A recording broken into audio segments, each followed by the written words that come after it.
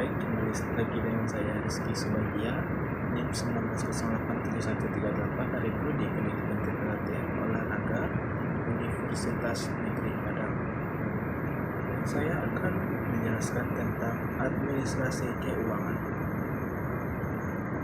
Administrasi keuangan ini tidak terlalu jauh berbedanya dengan administrasi dan supervisi pendidikan.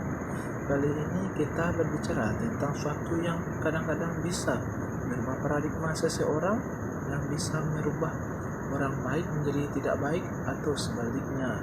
Karena kalau sudah bicara tentang suatu hal ini, kadang-kadang suatu yang menurut kita tidak mungkin menjadi sangat mungkin, yang menjadi pusat gerakan munculnya para koruptor terhadap tanah air dan ternyata juga untuk lembaga pendidikan.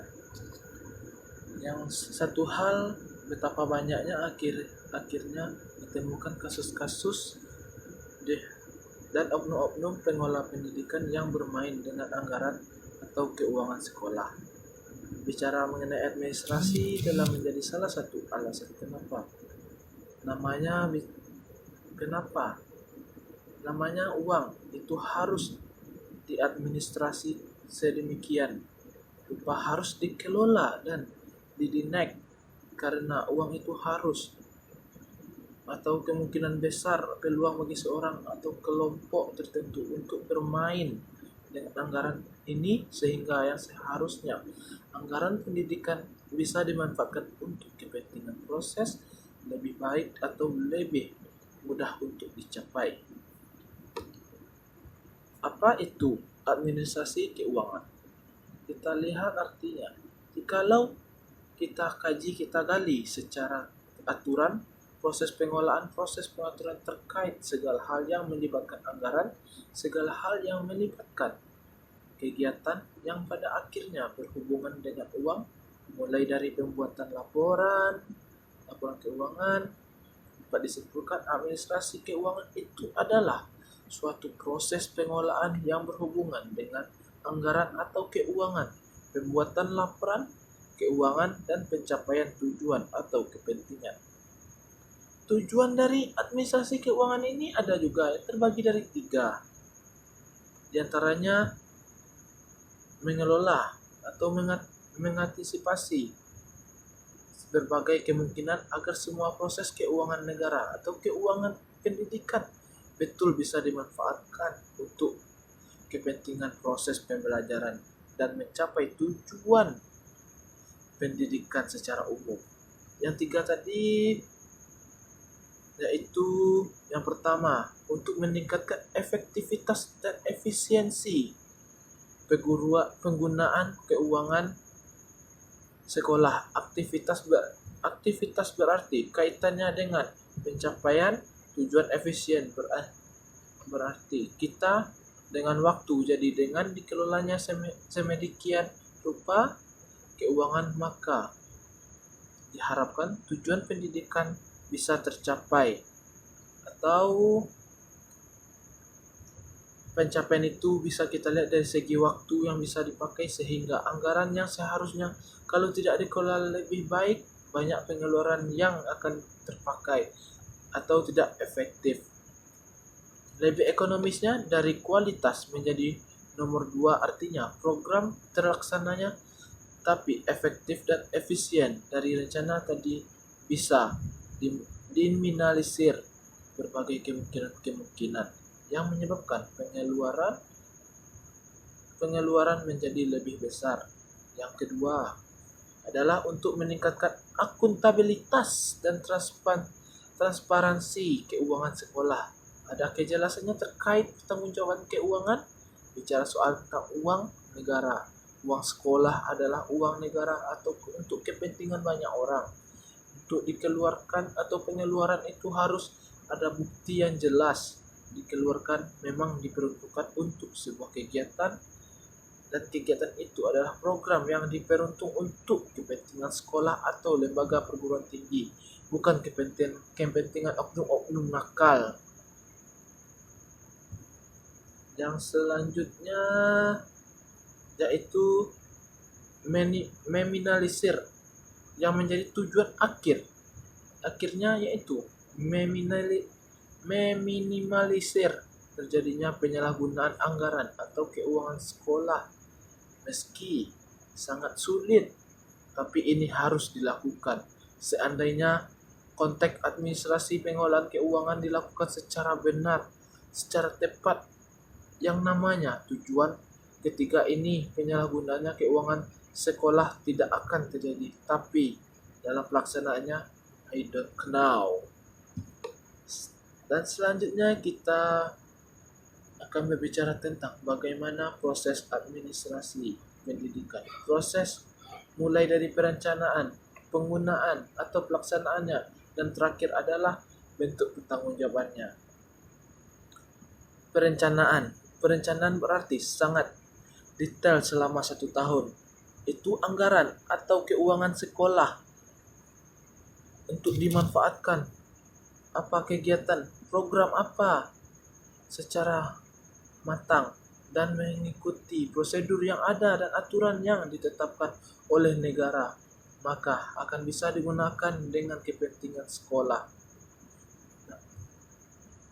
Dan selanjutnya sekarang kita ulas kembali. Langkah pertama tadi perencanaan. Perencanaan itu biasanya dilakukan di awal tahun ajaran, di awal pembelajaran. Maka kepala sekolah lah yang menyusun yang namanya RAPBS, yaitu rencana anggaran, pendapatan dan belanja sekolah, dan pada dasarnya memuat segala hal tentang program dan kegiatan yang akan dilaksanakan oleh sekolah selama 1 tahun. Artinya sudah didesain hari ini untuk kegiatan program yang akan berlangsung selama 1 tahun yang akan datang. Pasti akan butuh anggaran atau biaya yang secukupnya. Dan yang kedua, penggunaan terkait dengan penggunaan.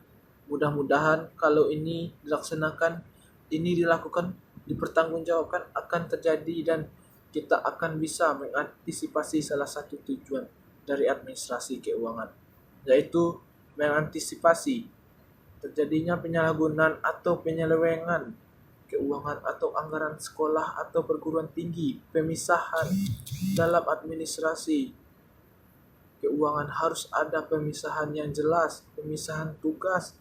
Jadi tidak semua dilakukan oleh satu orang. Jadi tidak oleh kepala sekolah saja. Bisa dilihat dari wakil kepala sekolah dan bendahara dan yang lainnya.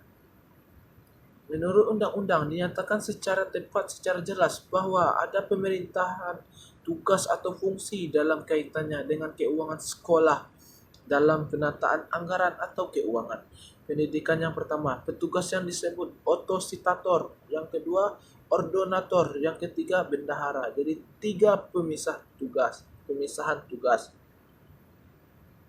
yang selanjutnya kita akan bahas tentang mengenai pemisahan tugas tersebut. Mulai dari otositator adalah penjabat atau mereka yang diberikan wewenang untuk mengambil tindakan untuk segala sesuatu yang mengembalikan terjadinya penerimaan atau pengeluaran keuangan. Jadi penjabat atau orang yang tertentu yang punya hak memiliki wewenang ini. Yang kedua, kita menyebut ordonator. Ordonator adalah penjabat yang diberikan kewenangan untuk melakukan pengujian akhirnya yang menyebabkan keluarnya perintah untuk mengeluarkan atau mendapatkan anggaran tersebut. Yang ketiga, bendahara. Bendahara ini artinya adalah penjabat atau orang yang berwenang yang melakukan penerimaan atau pengeluaran uang atau surat-surat berharga yang ada. Pemisahan tugas ini dilakukan mustahil penyelewengan akan terjadi. Pemisahan wewenang adalah strategi yang ditetapkan oleh negara. Ada 3 kepentingan. Ada 3 penjabat yang memiliki hak dan kewenangan tersebut. Terakhir kita di bagian akhir, yaitu laporan. Laporan disusun berdasarkan aktivitas keuangan bulanan, triwulan, atau semester, dan jelas bahwa laporannya nantinya akan menambah anggapan-anggapan negatif terhadap sekolah, terhadap pemimpin, terhadap kepala sekolah, dan atau orang yang berkepentingan di situ, bahwa telah terjadi penyalahgunaan atau penyelewengan keuangan sekolah, sehingga itu harus diantisipasi. Jadi kita sebagai anak muda bangsa, kita harus memahami segala keuangan yang ada di sekitar kita supaya tidak terjadinya penyalahgunaan keuangan ini. Sekian, terima kasih. Assalamualaikum warahmatullahi wabarakatuh.